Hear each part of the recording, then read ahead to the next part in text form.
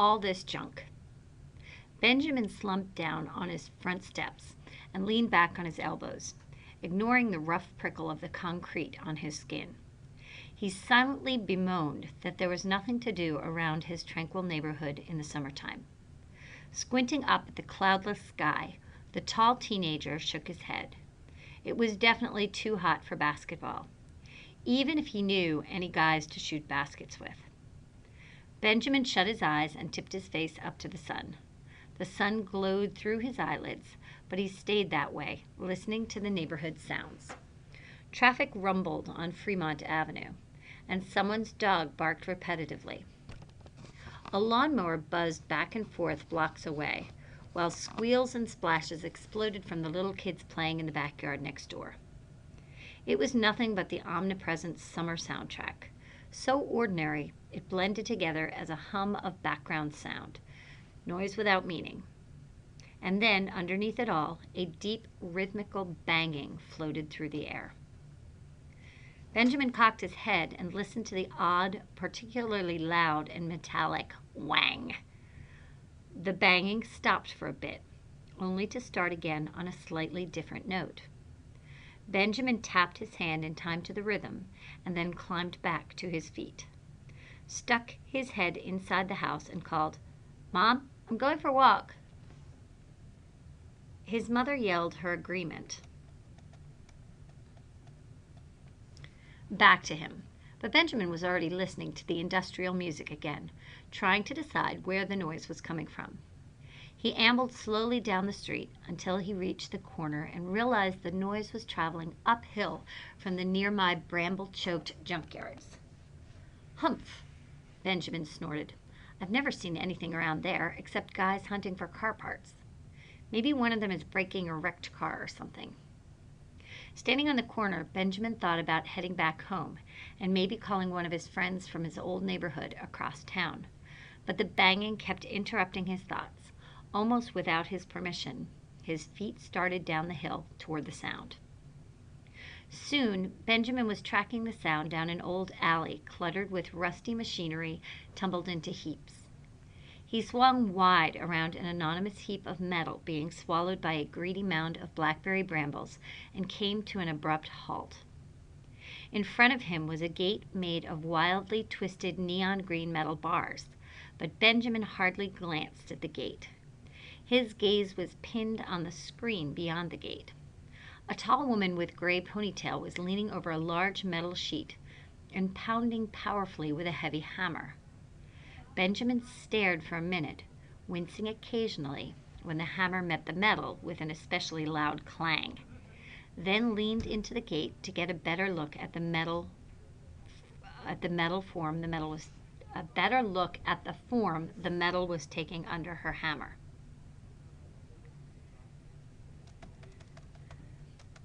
The gate screamed a shrill squeak and swung open unexpectedly under Benjamin's weight, making him stumble into a nearby stack of metal bars that clattered helter-skelter to the ground around him. When Benjamin regained his balance, he found the woman standing tall in front of him. "Who might you be?" she asked, scowling, while removing her ear protection and looking him straight in the eye. "And why are you wreaking havoc in my yard?" Benjamin shifted from foot to foot under the woman's intent gaze and thought about just walking away, but he still hadn't gotten a good look at the bright sheet of metal behind her.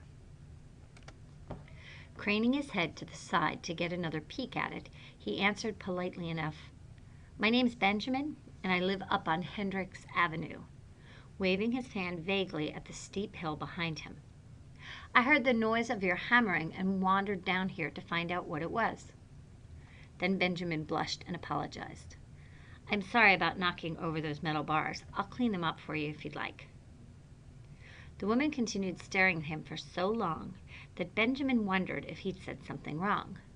But then she nodded sharply and spoke again. "There's nothing wrong with being curious, though it helps if you're light on your feet." She gestured at the metal scattered around his feet. "Stack those in the barrels by the tower," she said, pointing to an unexpectedly graceful tower of angular metal shapes welded together that stood in the far corner of the yard. And I'm sorry if my hammering bothered you. Usually I work inside my studio, but it's too hot for that today.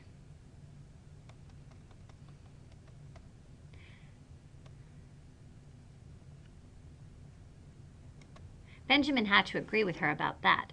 The temperature, since just carrying the bars to the barrel, made him sweaty, but he didn't mind so much since each trip took him past the metal tower. The tower's form reminded him of a leaping flame or a spouting fountain, but he saw it differently from each side, and he noticed something new with each trip to the barrel. The woman stood to one side, and he eventually realized she was intently watching him study the tower. "You like it," she stated bluntly in her gravelly voice, surprising him. "I do," Benjamin responded, "even though I don't know what it is."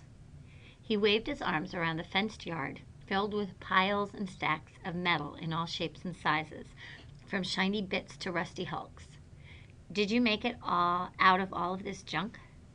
The woman laughed. A wide smile spread across her face. "The tower doesn't have to represent anything at all, because the tower is art. But I did indeed make it out of all this junk, as you so cleverly put it." Her voice hardened, and she scowled. Her scowl returned as she spoke determinedly. "And I'll make another one if I get this right." She strode impatiently back to the sheet of metal and reached for a pair of ear protectors. "You should leave now so I can hammer this some more."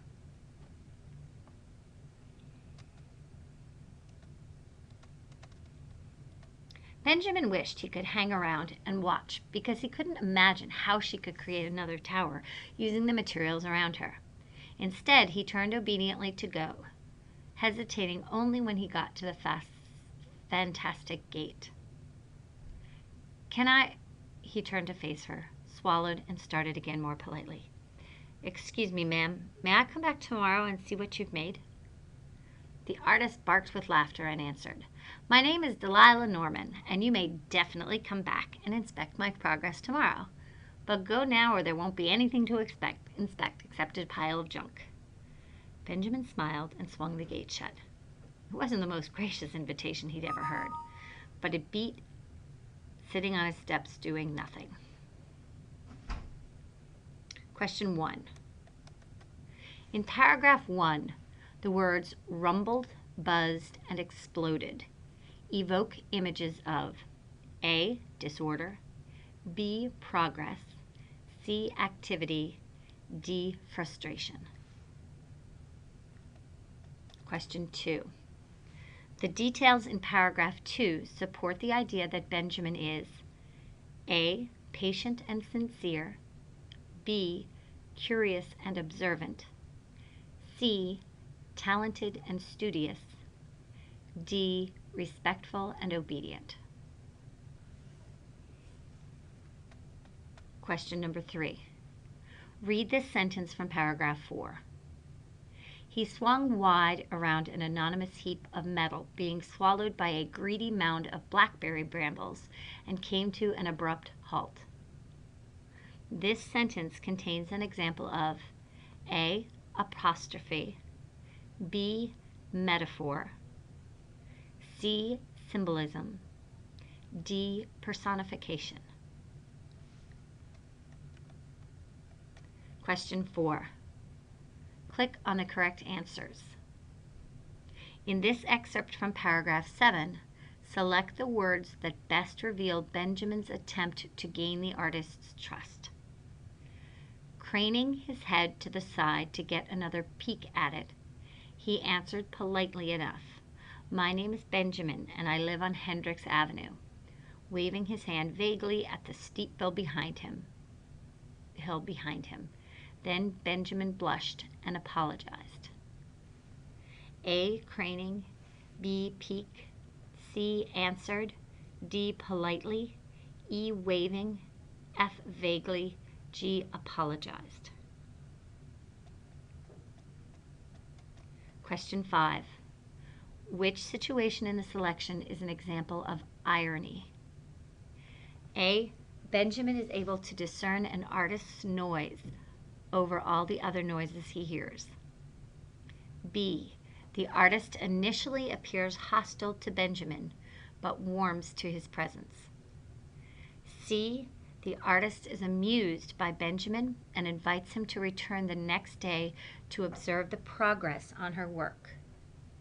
D. Benjamin thinks of his neighborhood as quiet, only to learn that an artist is noisily constructing a piece of art nearby.